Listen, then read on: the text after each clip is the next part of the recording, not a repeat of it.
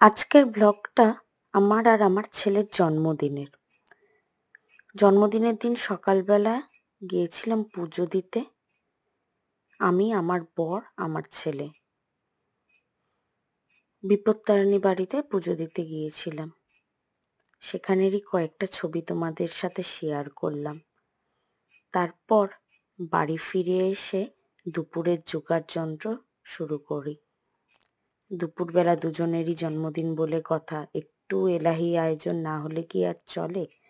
এই দেখো, পাঁপড় ভাজা, মাছ ভাজা, কুমড়ো ভাজা, ফুলকপি ভাজা, নানা রকম মাছ। আমাদের ওই জন্মদিনের দিন মাংস খায় না, যেহেতু দুপুরবেলা মা, আমার হাজবেন্ড, আমি সবাই আশীর্বাদ করেছিলাম, ওই জন্য তখন আর ওকে মাংসটা দিইনি।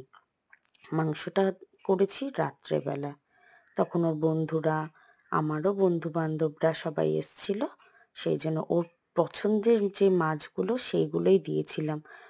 ইলিশ মাছ, ভোলা মাছ, ট্যাংরা মাছ, একটু পালং পনির, একটু চাটনি, আর বেগুন ভাজাটা ইচ্ছে ছিল, সেটা আর হয়ে ওঠেনি, ওটা দিতে পারিনি।